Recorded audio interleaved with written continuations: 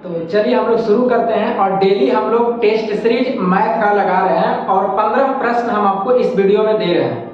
और सारे जितने भी सारे मैथ मैं आपको बता रहा हूँ वो सारे मैथ आपको ट्रिक से बताऊंगा। कम समय में सोल्व करना कंपटीशन में वही बड़ी आपकी काबिलियत है, क्योंकि अगर आप कम समय में सोल्व नहीं कर पाते हैं तो इसका मतलब है कि आप जॉब लेने से फिर मतलब पीछे हो जाइएगा। और आपको बहुत ही प्यारा प्यारा सा सवाल बताएंगे। तो अगर इस चैनल पर आप नए रहते हैं तो चैनल को सब्सक्राइब करके जरूर रखिएगा, क्योंकि बहुत ही मेहनत लगता है। प्लस में ड्यूटी आओ, फिर वीडियो बनाओ, एडिटिंग करो, बहुत सारे मेहनत लगते हैं। तो अगर आपको पसंद आता है, वीडियो को थोड़ा भी बहुत पसंद आता है तो लाइक भी कर दे, शेयर भी कर दे, सब्सक्राइब भी कर दे। ये आपका काम है। अगर आपको मन करता है तो कर दे, अगर आपको दिल नहीं करता है तो नहीं कर सकता, उसमें कोई बड़ी भारी बात नहीं है। मैं अपना काम कर रहा हूँ। तो चलिए शुरू करते हैं इसी और लास्ट तक जरूर देखिएगा, क्योंकि सारे प्रश्न हम आपको दे रहे हैं, कुछ न कुछ आपको ट्रिक आपको नए जरूर पता चलेंगे। तो चलिए आज का प्रश्न लेते हैं। पहला जो प्रश्न है, पाइप ए एक टैंक को 80 मिनट में भर सकता है। पाइप ए जो है, पाइप ए 80 मिनट में भर सकता है, मतलब ए जो है भरने वाला काम कर रहा है। अगर भरेगा तो प्लस लिखेंगे, खाली करेगा तो माइनस लिखेंगे। और बी जो है उस टैंक को 40 मिनट में भर सकता है। बी जो है 40 मिनट में भी भर सकता है। ए भी भरने वाले हैं, ए भी भरने वाले हैं, मतलब ए भी भर रहा है और बी भी भरने वाले हैं। तो आपसे पूछा कि अगर दोनों को एक साथ खोल दिया जाए, मतलब इस टैंक को और इस टैंक को दोनों को एक साथ खोल दिया जाए तो बताइए कितने मिनट में भर जाएगा। तो ऐसे प्रश्न में क्या करना है, आप एलसीएम ले सकते हैं। तो बताइए 80 और 40 का एलसीएम कितना होगा। तो 80 और 40 का जब एलसीएम निकालिएगा तो कितना होंगे। तो आप अगर एलसीएम डायरेक्ट नहीं निकाल सकते हैं तो देखिए इसका नियम है, आपको दोनों से कटना चाहिए। 40 और 80 का एलसीएम कितना होगा, 40। यही आपका क्या होगा, कार्य होगा। मतलब ये दोनों मिल करके 80 को काम करेंगे। अब 80 चाहे आप जो भी मान लीजिए। तो बताइए इसका क्षमता कितना हो जाएगा, 40 गुना 80, और 80 एकम कितना, 1 होंगे। तो ये दोनों का क्षमता हो गया, मतलब ये जो काम करेगा 1 मिनट में 1 काम करेगा और बी जो करेगा 1 मिनट में 2 काम करेगा। आपसे पूछा कि दोनों को एक साथ खोल दिया जाए तो बताइए टोटल काम कितना है, 80। और बताइए क्षमता कितना है, 2 और 1 कितना हो जाएंगे, 3 हो जाएंगे। तो 80 बटा कितना होगा, 3। अब इसको पूर्णांक में लाइए तो 26 दिया 78, 26 पूर्णांक 2 बटा कितना होंगे, 3 मिनट में टंकी क्या हो जाएंगे, पूरी तरह से भर जाएंगे। 26 पूर्णांक 2 बटा 3 ऑप्शन नंबर बी में। तो ये तो कुछ भी नहीं था, ये तो आसान प्रश्न था। चलिए अगला प्रश्न देखते हैं।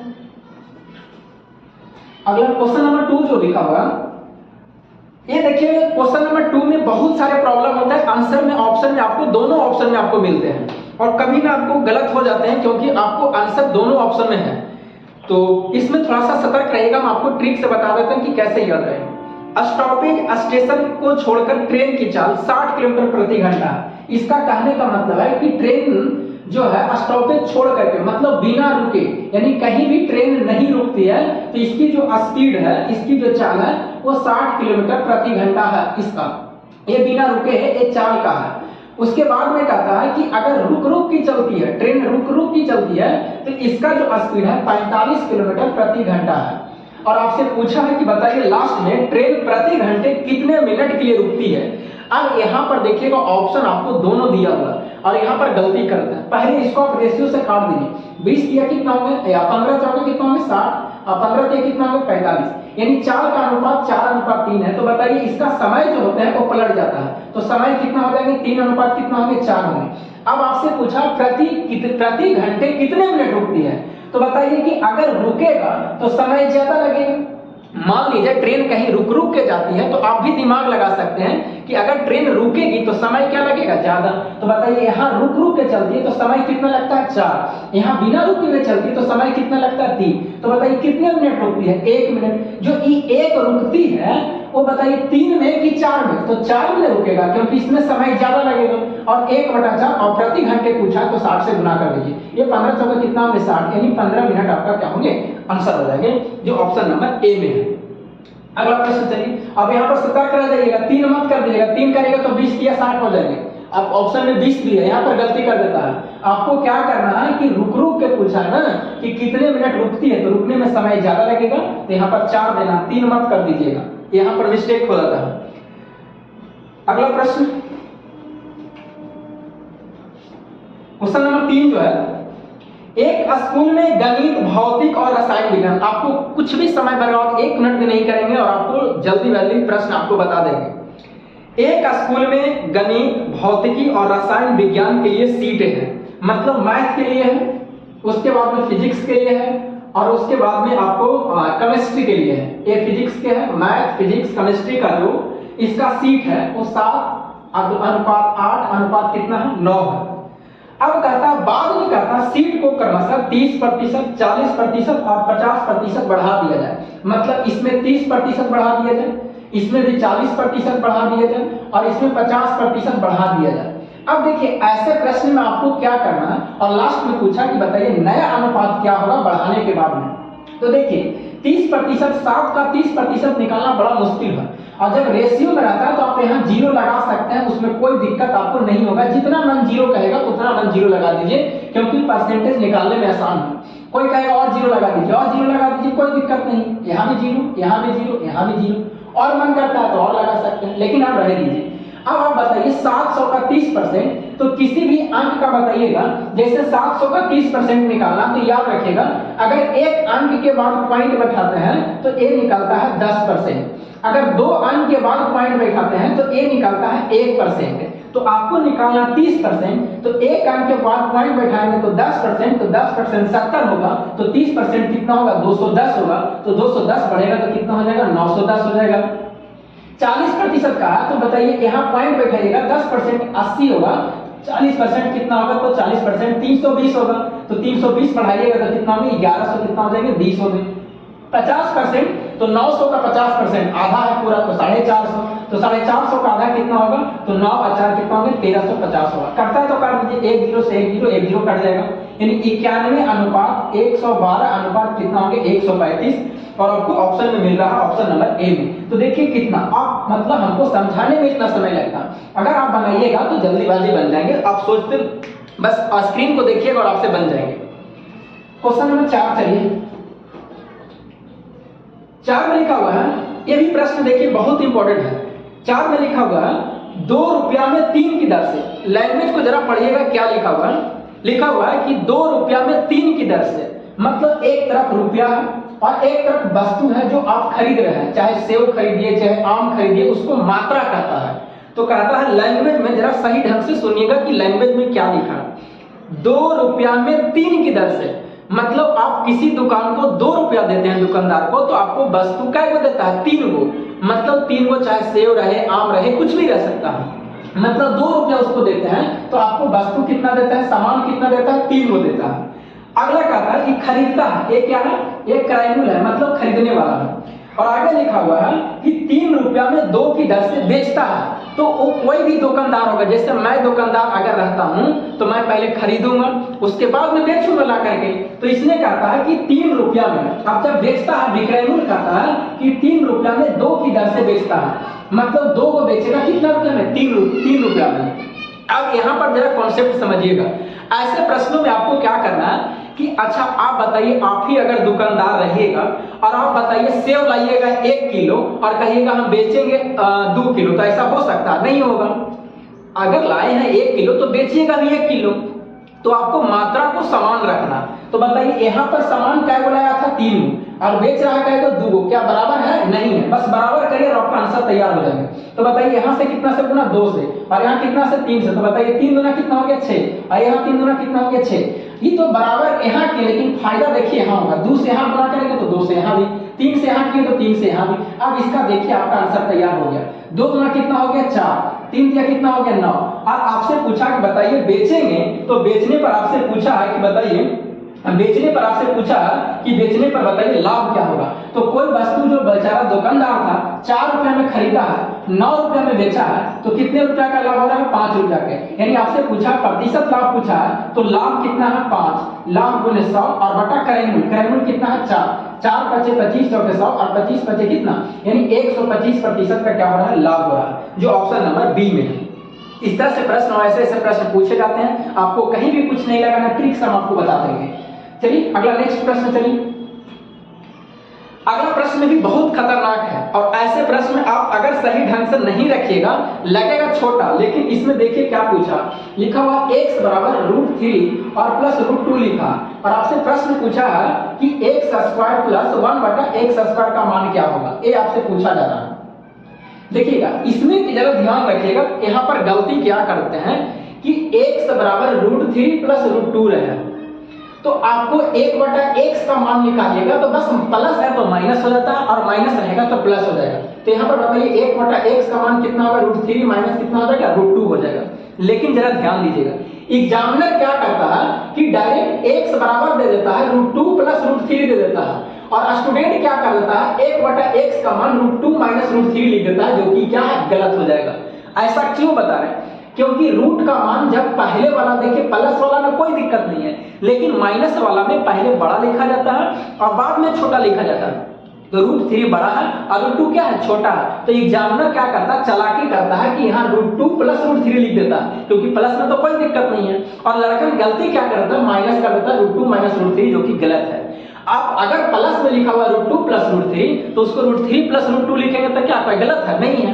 तो जब एग्जामिनर ऐसे देगा तो आपको √3 प्लस √2 कर देना पहले, तभी सही बनाइए, नहीं तो गलत हो जाएंगे, क्योंकि बड़ा वाला पहले रहेगा और छोटा वाला बाद में। अब आप करिए 1/x बराबर √3 माइनस √2 करिए, आप कोई दिक्कत वहां पर होने वाला नहीं है। अब दोनों को जोड़ दीजिए, तो जोड़िएगा तो ये कट जाएगा, यहाँ बचेगा x प्लस 1/x और इधर बचेगा √3 कितना हो जाएगा, 2√3 हो जाएगा। मतलब x प्लस 1/x का मान कितना हो गया, 2√3। अब इसको x² प्लस 1/x² निकालना है, तो बस इसको स्क्वायर कर देंगे। अब आप मन में सोचिए कि स्क्वायर करेंगे तो ये 2 दूना 2√3 का क्या करेंगे, इसको स्क्वायर करेंगे। इसको स्क्वायर देखिए हम डायरेक्ट बता रहे हैं, क्योंकि ये सब आपको बेसिक नहीं पड़ेगा तो नहीं होंगे, क्योंकि टेस्ट सीरीज है तो हम डायरेक्ट कर रहे हैं। इसका क्या कहा जाता है, इसके लिए फॉर्मूला होता है x² प्लस 1/x² निकालना, तो इसका फॉर्मूला होता है a² माइनस 2a होता है। a² माइनस कितना होता है, 2 होता है।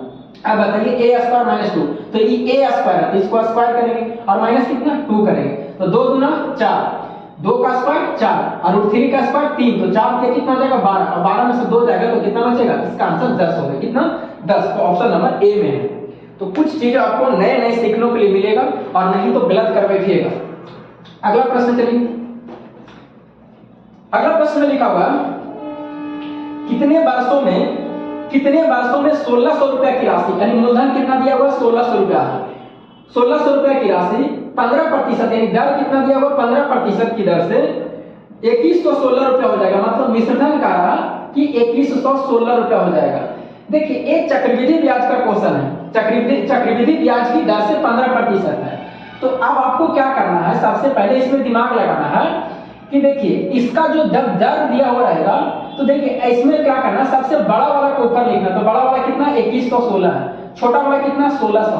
आप इसको काटने का कोशिश करिए, कहीं ना कहीं स्क्वायर हो जाएगा, नहीं तो क्यूब हो जाएगा। क्या अभी किसी का स्क्वायर और क्यूब है, नीचे भी स्क्वायर 40 का स्क्वायर है लेकिन ऊपर में किसी का स्क्वायर नहीं है, तो इसको आप काटिए, 2 से पहले काटिए, कितना 800, 2 से काटिएगा 1 और 2 पचे कितना हो जाएंगे 2 हो जाएंगे, और 1 0 और 2 पचे 10 और 2 8 कितना 16। अभी भी ये देखिए किसी का स्क्वायर और कुछ क्यू नहीं हो रहा, फिर एक बार काट दिए 400 और 2 पचे 10, 2 दूना 4 और 2 9 18, देखिए 529 बटा कितना आ गया 400। और ये देखिए किसी न किसी का स्क्वायर का है, ये 23 का स्क्वायर है, 20 का स्क्वायर है। अब बताइए जब ऐसा आपको क्वेश्चन रहेगा तो बस इतने दिमाग लगाइएगा, आपका आंसर आ जाएंगे, किसी न किसी का स्क्वायर हो जाएगा और नहीं तो क्यू हो जाएगा, कुछ न कुछ जरूर होगा। अब बताइए 23 बटा 20 आया, यहाँ पावर 2 है, यानी बताइए कितने वर्ष में, इसका जो वर्ष होगा कितने साल लगेंगे, 2 साल में ये 2116 रुपया हो जाएगा। चलिए अगला प्रश्न, आप नहीं तो मेथड से बनाइएगा ना तो बनाते रह जाइएगा, कि आपको ये सब आपको फिर सीखना पड़ेगा कि कैसे क्या करना है। ये टेस्ट सीरीज में हम आपको डायरेक्ट बताएंगे। अगला प्रश्न लिखा हुआ 20 वर्ष पहले एक पति और उसकी पत्नी की औसत आयु, मतलब 20 वर्ष पहले का रहा, 20 वर्ष पहले कौन कौन है, तो 20 वर्ष पहले जो है उसमें पति है और कौन है, पत्नी है, पति और पत्नी। इसका जो औसत आयु दिया हुआ है वो कितना दिया हुआ 23 वर्ष दिया हुआ, कितना है 23 वर्ष। उसके बाद में पूछा जिसमें उनके परिवार, ये 20 वर्ष पहले है, पति है और पत्नी है, लेकिन 20 वर्ष के बाद अब सुनिएगा जरा, अब क्या करा, अब करा उसके पास में पति भी है, पत्नी भी है और एक बच्चा भी है। ये तीनों का जो औसत आयु है वो 34 वर्ष दिया हुआ, मतलब एक कितना है, एक वर्तमान का है, एक कहाँ का है, वर्तमान का। आप जरा सुनिएगा, ऐसे प्रश्न में क्या करना, और आपसे पूछा लास्ट में कि बच्चा क्या, ही बताना। इसमें क्या करना, यहाँ वर्तमान है, ऐसे प्रश्न में आपको दोनों को वर्तमान करना। तो ई तो वर्तमान है, ई वर्तमान में नहीं है, तो इसको वर्तमान में चेंज करेंगे। तो बताइए 20 वर्ष पहले है, तो 20 वर्ष पहले तो वर्तमान में 20 जोड़ेंगे। तो बताइए इसमें 2 को है, तो 20 और 20 कितना हो जाएगा, 40। अब बताइए कि 20 और 20 40 जोड़िएगा, तो बताइए यहाँ से जो योग निकालिएगा, बताइए 20 वर्ष पहले कितना साल का होगा, तो 20 वर्ष पहले जो होगा वो 23 गुना कितना हो जाएंगे, 23 गुना 46 होगा।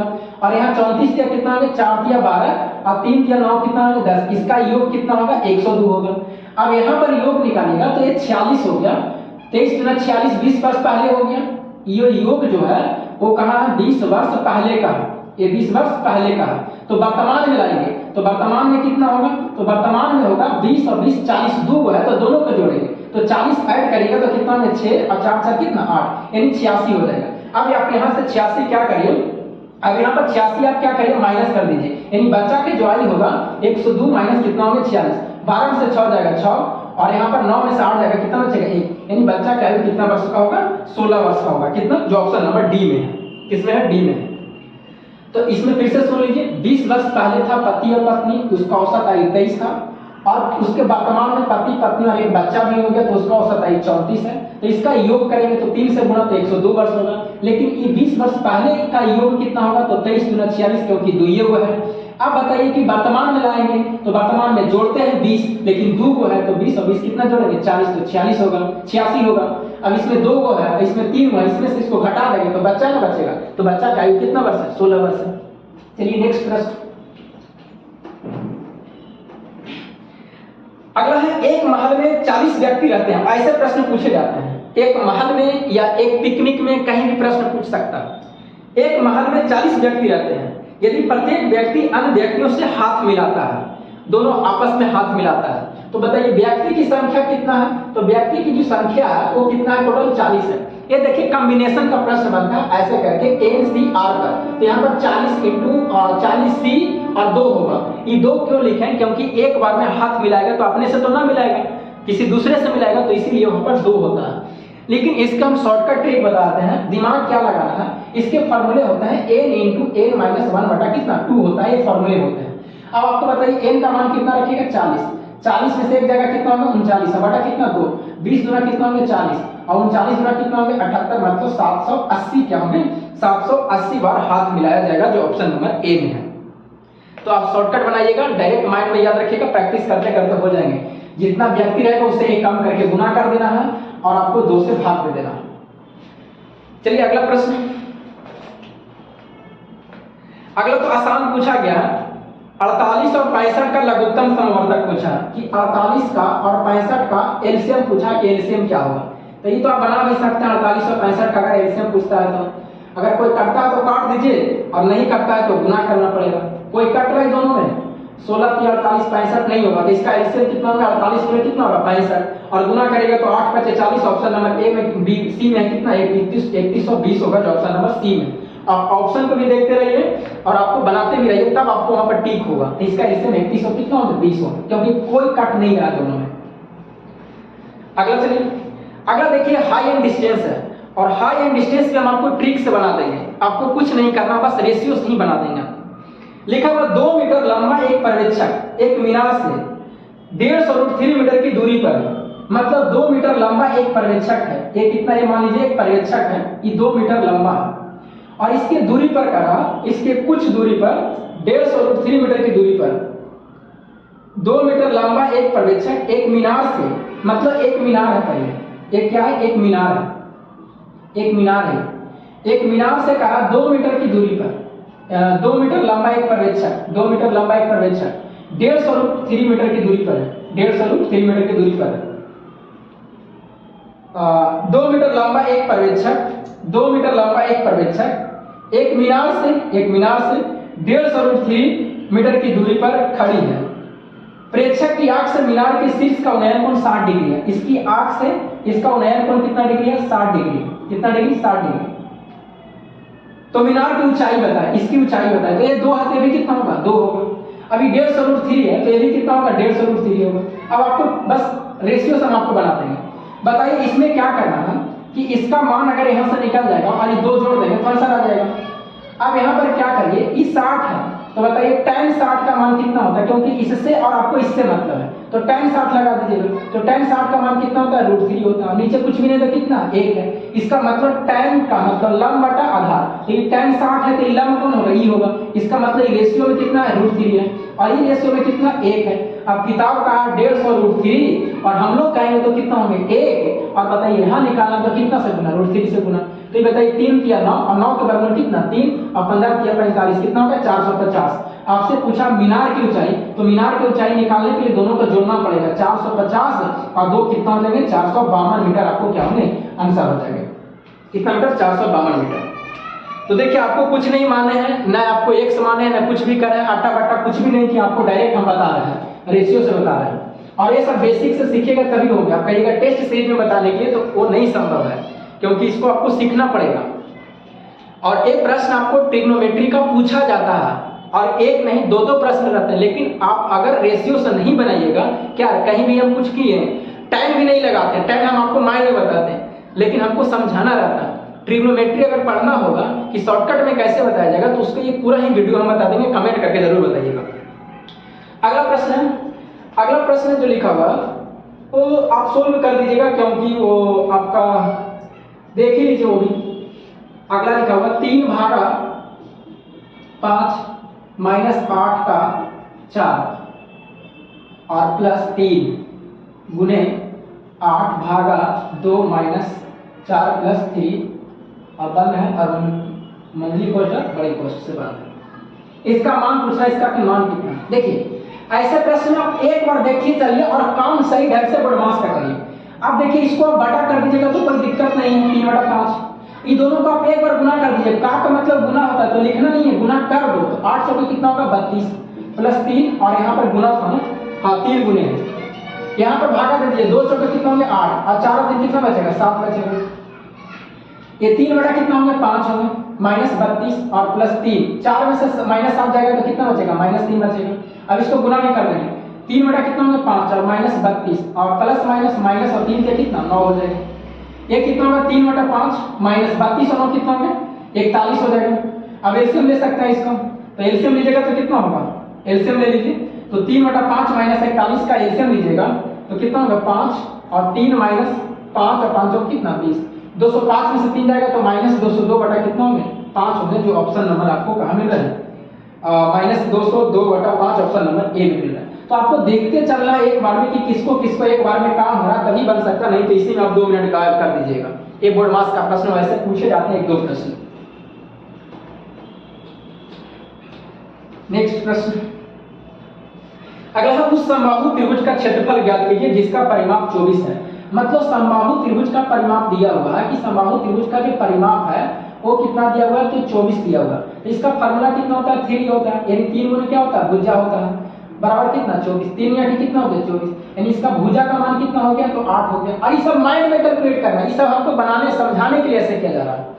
आपसे पूछा कि बताइए समबाहु त्रिभुज का क्षेत्रफल, आपसे क्षेत्रफल पूछा तो √3/4 गुने क्या होता है भुजा स्क्वायर होता है, तो √3/4 लिखिए, √3/4 और गुने 8 गुने कितना 8, 4 गुना 8 और 8 गुना कितना, यानी 16√3 आपको क्या होंगे आंसर 16√3 होगा। चलिए आगे चलिए नेक्स्ट प्रश्न,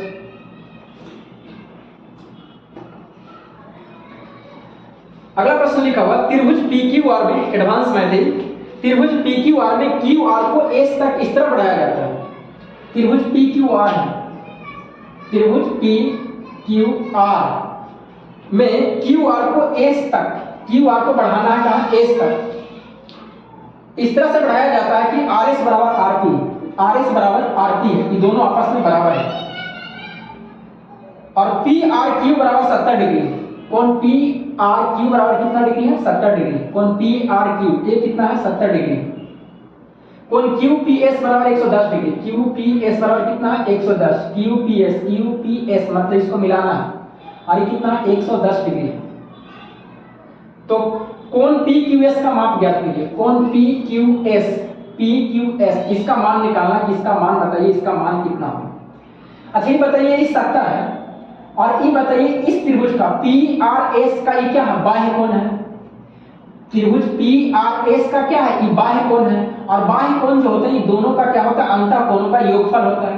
तो ये 70 है, इसका मतलब ये दोनों का योग होगा, और ये दो भुजा बराबर है तो ये दो कोण क्या होंगे, बराबर होंगे। तो बताइए ये बराबर का मतलब 35 डिग्री होगा, और 35 डिग्री क्या होगा, ये होगी। बस फिगर में देखिए आंसर आ जाएंगे, खाली रूल याद होना चाहिए, किसी भी त्रिभुज की दो भुजा बराबर तो दो कोण बराबर।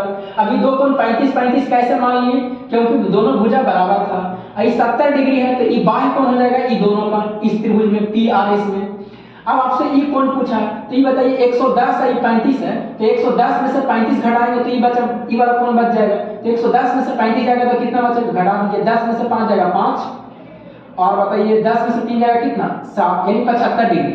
अब त्रिभुज PQR में चलेगा तो तीनों कोणों का योग कितना होता है, 180। अब 180 में से बस आप निकालना है PQS, कोण PQS निकालना है, PQS निकालना है। तो 180 में से माइनस कर दीजिए दोनों का जोड़ के, तो 70 70 140 और 5 कितना, 145, घटाइएगा तो कितना बचेगा, 10 में से 5 जाएगा 5, और 7 में से 4 जाएगा कितना, 3, यानी इसका कितना डिग्री होगा, 35 डिग्री आपका आंसर हो जाएगा, जो ऑप्शन नंबर आपको डी में है। चलिए लास्ट प्रश्न आज का देखते हैं, आज का अंतिम प्रश्न है। और लैंग्वेज देखिए इसमें टेढ़ा लिखा हुआ, जरा समझिएगा, इसमें गलती करते हैं। 7.98 को 1.9 के प्रतिशत के रूप में व्यक्त करें, यानी 7.98 को 1.9 के प्रतिशत के रूप में व्यक्त करें। तो 1.98 कहाँ रहेंगे, ऊपर रहेंगे, और 7.98 कहाँ रहेंगे, नीचे। प्रतिशत निकालना कितना से बना, 100 से। अब बताइए पॉइंट हटेगा तो ऊपर में क्या, एक जीरो बैठेंगे, एक जीरो बैठेगा, कटता है तो काट दीजिए। 19 से कितना बार में कटेगा, 19 तो के 76, और 19 दूना 38, और कटेगा तो काट दीजिए इसको, कटता है तो काट सकते हैं इसको, कितना से कटेगा, नहीं सॉरी ये गलत हो जाएगा, ऐसा नहीं होगा। 7.98 को 1.9 के प्रतिशत के रूप में व्यक्त करना है, 7.98, इसको प्रश्न लिख देते हैं, 7.98 को 1.9 के प्रतिशत के रूप में व्यक्त करना, व्यक्त करें। तो बताइए 7.98 को 1.9 के प्रतिशत, तो 7.98 ऊपर रहेगा और 1.9 कहाँ रहेगा, नीचे। और प्रतिशत निकालना कितना से गुना, 100 से। लैंग्वेज में जरा ध्यान से सुनिएगा। अभी बताइए पॉइंट हटाएंगे तो नीचे कितना, 200, ये पॉइंट हटाएंगे तो ऊपर कहाँ, 1 0, 1 कट जाएगा, 1 कट जाएगा, ये काट दीजिए तो 1900 का कितना होगा, 76, और 19 गुना कितना, 20, यानी 400 कितना, 20 आपका आंसर हो गया, 420%, जो ऑप्शन नंबर कहाँ है, डी में मिलेगा। तो इस तरह से आपको प्रश्न थे, और ऐसे ऐसे प्रश्न आपको मिलते रहेंगे। तो आप चैनल को सब्सक्राइब करके जरूर रखें। अगर थोड़ा सा भी अच्छा लगता है, आई टेस्ट सीरीज है और हमें जल्दी जल्दी बताना पड़ता है, और ये सारे मेथड कब आप सीखिएगा, जब अगर आप मान लीजिए किसी दूसरे टीचर से पढ़े तो आपको लगेगा कि कैसे जल्दी बना देते हैं। क्योंकि अगर मेरा मेथड है जो नियत का तुलना नियत से, जो किताब का आता है उसको ऊपर लिखते हैं, हम लोग कहते हैं उसको नीचे, और जो निकालना रहता है बगल में गुना कर देते हैं। हम एक यूनिट नहीं निकालते कि किसी भी एक यूनिट इस तरह से नहीं निकालते हैं। तो खैर कोई बात नहीं, धीरे धीरे आप सीख जाइएगा। और अगर इस चैनल पर आप नए रहते हैं तो सब्सक्राइब करके जरूर रखें। तो चलिए फिर मिलेंगे आपको अगले वीडियो में, तब तक के लिए जय हिंद।